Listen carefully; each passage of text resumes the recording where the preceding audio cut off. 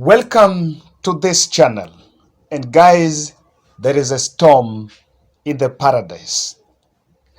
I want to say that William Ruto and Musalia Mudavadi will have to take some time and go out on a date, a closed-door meeting to iron out their issues behind the closed doors before coming out to even make their Kenya Kwanza alliance very effective. Because from the latest incidents at the UDA and ANC merger, I think there is more than what catches the eye. And it seems people have not agreed on many things, starting from the name to the colors of the coalition, how candidates are going to use the coalition to contest, and many other issues. But let me take you to something that is very critical. There is a emerging split within the Kenya Kwanza Coalition because there is mistrust by a section of UDA members who are asking why Musalia Mudavadi rushed actually to register the Kenya Kwanza as a coalition even before William Ruto had initiated the merger with ANC. But I want us to get understanding what is going on here. Before 23rd January, when William Ruto stormed ANC National Delegates Conference and they announced the start of their merger, there was already reports that Kenya Kwanza was in existence. So Kenya Kwanza was registered a week before that merger. And I remember the previous night, I think the coalition that was actually formalized on 23rd, we got that intel from Robert Alai on 22nd that Kenya Kwanza was a coalition that was going to be launched by Mudavadi and William Ruto. So one thing I want to say is there are two interpretations to this issue of Kenya Kwanza. One, Musalia Mudavadi might have just registered Kenya Kwanza as an alliance in response to splits within OKA.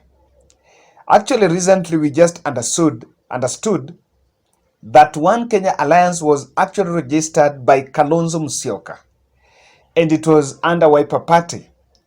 As a counter strategy, maybe Musalia Mudavadi also registered the Kenya Kwanza Alliance, trying just to put it in store in case he was not going to feel comfortable at One Kenya Alliance. Then there is also another interpretation that maybe William Ruto and Musalia Mudavadi had actually birthed the Kenya Kwanza Alliance earlier, but then he tasked Mudavadi to go and register and secure the name, but William Ruto did not tell his allies in the UDA. So in this video, we are going to look at the splits that are in OKA and ANC merger and what this shows to these two leaders. Really, what do you think is bringing a lot of mistrust in the merger, the Kenya Kwanza Alliance?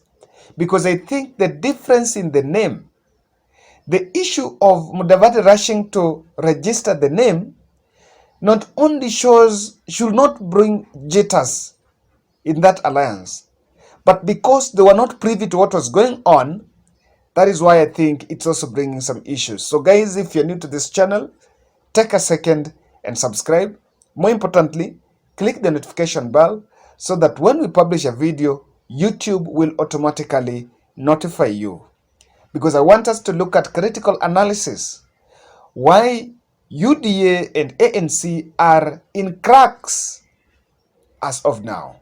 The cracks within this new alliance have actually been evident following the recent contradicting statements from the party and the recent instances. Don't take for granted the public outburst between Johnson Sakaja and Margaret Wanjiru in Westlands, a rally that a rally that William Ruto was not attending. I also want you to note of the statement by UDA chairman Johnston Muthama that they were only in a coalition, they were never in a coalition with ANC, but they were just friends, even though he later on came out and recanted that statement. But why do you think that UDA members are uncomfortable with Kenya Kwanza? Let me take back to the four factions I said that are normally around William Ruto. The Central Kenya team initially did not welcome Musalia Mudavadi, and William Ruto had to sit down and convince them about the presence of Musalia. The reason why they don't want Musalia is because they think if the Kenya Kwanza Alliance becomes a brainchild of Musalia Mudavadi, then he will have the ownership that is going to increase his stake, and he will demand a bigger share if the government is formed by Kenya Kwanza. So in short, Mudavadi might be eyeing for the running mate position, and this is a reserve for the Central Kenya people. That is one.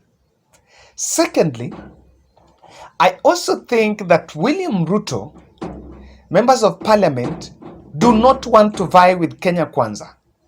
And Didmas Baraza is saying, very critical, that they are going to use UDA. The reason why they don't want to use Kenya Kwanza is because they feel that they are unpopular on ground, and UDA party is a more popular party. Secondly, they want to run on the euphoria of the hustler nation. But the Kenya Kwanza talks more about the economy. Now, these MPs, because they know they are not popular, they might be thinking of going to use the hustler nation to actually win those positions. I want to say again that the interest of the cheerleaders around William Ruto is not for them to take him to State House, but their interest is to make sure that they win the elective seats, the senators, gubernatorial, and MP seats. No one is going to celebrate if William Ruto wins at the top and they lose at the constituency level.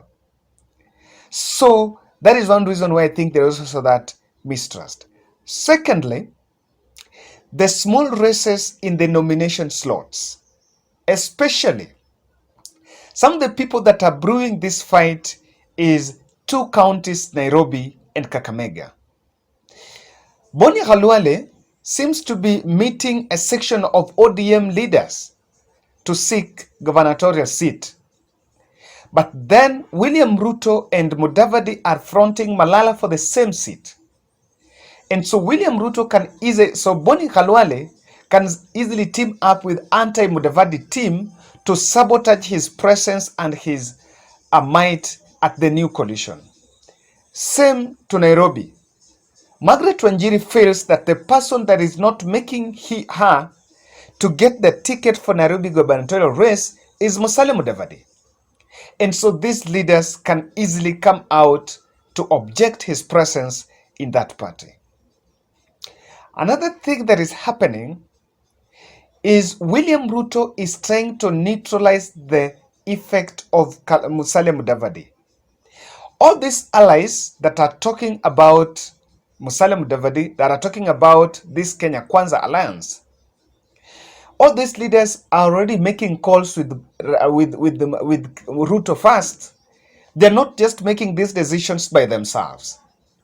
And I want to believe, if you ask me, that William Ruto is behind the troubles that Musalia Mudavadi is undergoing.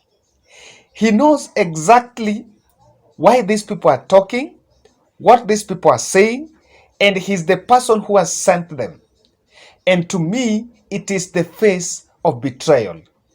The person who should defend Musalia Mudavadi is William Ruto because it's the person who sent him there. But then, that is also one of the things. Lastly, I think they don't trust Musalia because they think if things doesn't work at Kenya Kwanza Alliance with Musalia Mudavadi, and guys, it is not casted in stone. Musalia Mudavadi is very unpredictable, and I want to say is not very good strategist. Because if things doesn't work at Kenya Kwanza, he can even bolt out and go to the ballot alone. So they don't want Musalia to own it, because if he owns it, he can even run away with it. Then they can lack the party to vie with. Now, these UDA members do not want the Kenya Kwanza, persona non grata in Kenya Kwanza, because the aim of forming the UDA was to counter the ODM. But Kenya Kwanza is going to rival Azimio la Umoja. Then this is going to absorb the influence of UDA, and then their main aim of forming a national party is going to be thwarted. So guys, that is why I think there is a storm at that. And thank you very much for watching. And you can also tell us, why do you think these MPs are protesting about the presence of Musalia Mudavadi?